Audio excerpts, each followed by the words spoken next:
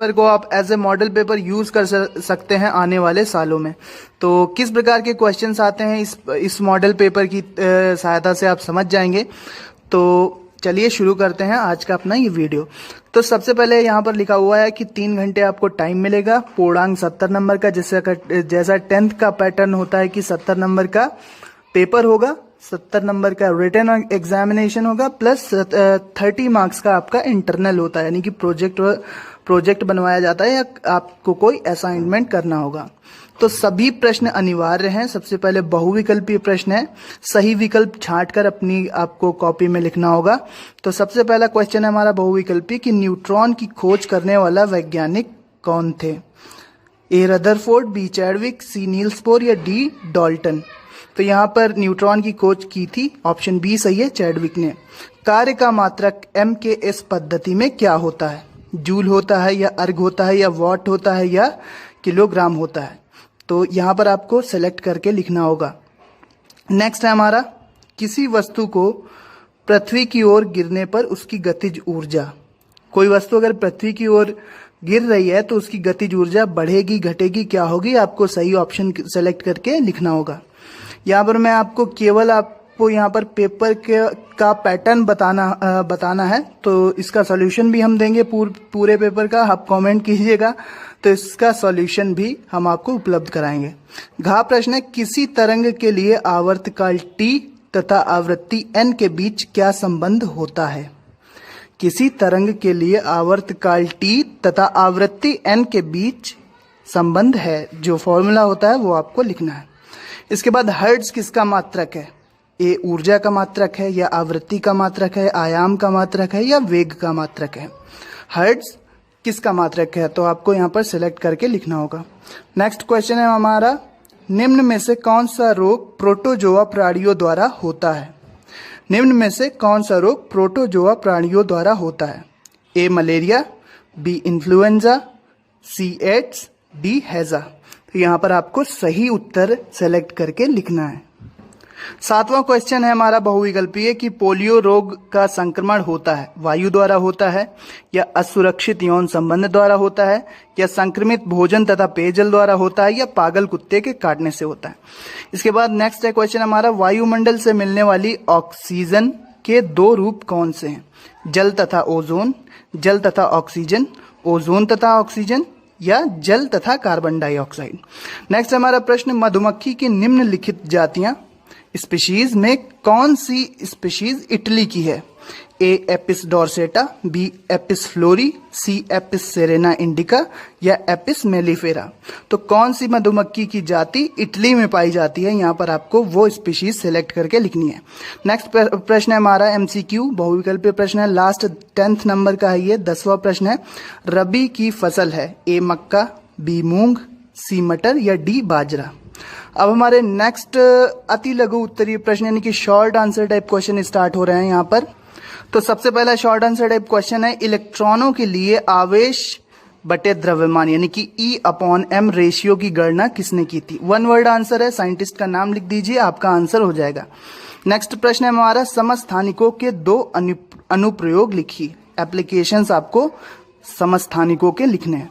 Next प्रश्न है हमारा, एक अश्व शक्ति कितने वाट के बराबर होती है? 4th नंबर क्वेश्चन है, किसी पिंड की गतिज ऊर्जा का सूत्र लिखिए। डी है, दोलन गति से क्या तात्पर्य है? दोलन गति से क्या तात्पर्य है? नेक्स्ट प्रश्न है हमारा, जल में पत्थर फेंकने पर जल की सतह पर उत्पन्न तरंगें किस प्रकार की होती हैं?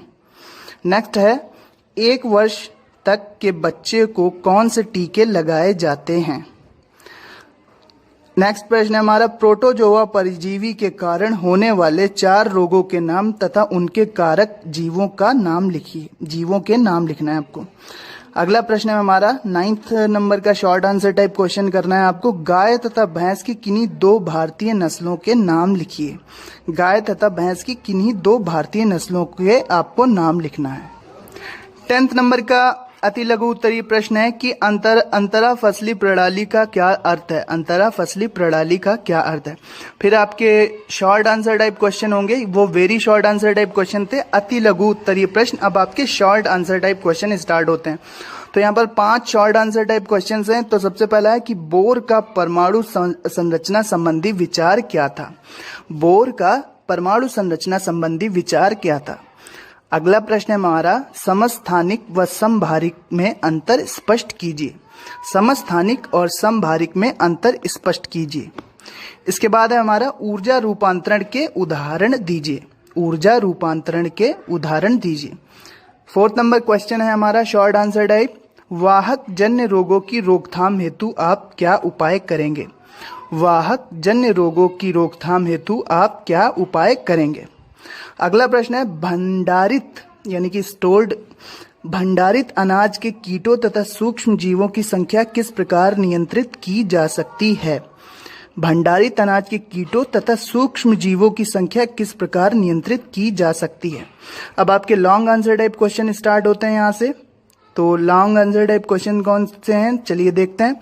कैथोड किरणों की खोज किस प्रकार हुई। कैथोड किरणों के प्रमुख गुणों का वर्णन कीजिए। कैथोड किरणों की खोज किस प्रकार हुई। कैथोड किरणों के प्रमुख गुणों का वर्णन कीजिए।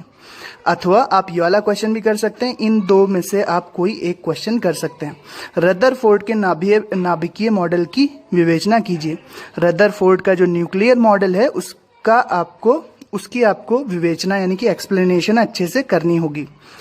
अगला प्रश्न है हमारा, जल प्रदूषण से आप क्या समझते हैं। जल प्रदूषण क्यों होता है, इसे कैसे नियंत्रित किया जा सकता है। तो जल प्रदूषण के बारे में आप सब जानते होंगे। उसको यहाँ पर 3 क्वेश्चन के पार्ट हैं। इस क्वेश्चन के 3 पार्ट हैं। जल प्रदूषण से आप क्या समझते हैं, प्लस जल प्रदूषण क्यों होता है तथा इसे कैसे नियंत्रित किया जा सकता है। अथवा फसल चक्र से क्या तात्पर्य है। फसल चक्र के नियमों का उल्लेख कीजिए। बागानी क्षेत्रों में किस प्रकार की फसल उगानी चाहिए। इसी क्वेश्चन का ये पार्ट है। अगला प्रश्न है हमारा, फिजिक्स से कि अनुप्रस्थ तथा अनुदैर्ध्य तरंगों में अंतर स्पष्ट कीजिए। अनुप्रस्थ तथा अनुदैर्ध्य तरंगों में अंतर स्पष्ट कीजिए। अथवा आप ये वाला प्रश्न भी कर सकते हैं, इन दो में से आप कोई एक क्वेश्चन कर सकते हैं। इन दो में से आप कोई एक क्वेश्चन करेंगे। तरंग गति से आप क्या समझते हैं, उदाहरण सहित स्पष्ट कीजिए। तरंग गति से आप क्या समझते हैं, उदाहरण सहित स्पष्ट कीजिए। तो ये था हमारा पूरा क्लास 9 का साइंस का पेपर। यूपी बोर्ड में क्लास 9 में अगर आप पढ़ते हैं तो इसी प्रकार का आपका एनुअल एग्जाम में पेपर होगा। तो ये था हमारा कक्षा 9 का साइंस का पेपर। उम्मीद करते हैं वीडियो पसंद आई होगी। पसंद है तो लाइक शेयर सब्सक्राइब जरूर कीजिएगा। Thanks for watching and listening me and good luck for your future. Thank you and bye bye. Subscribe जरूर करना चैनल को। Thank you and bye bye.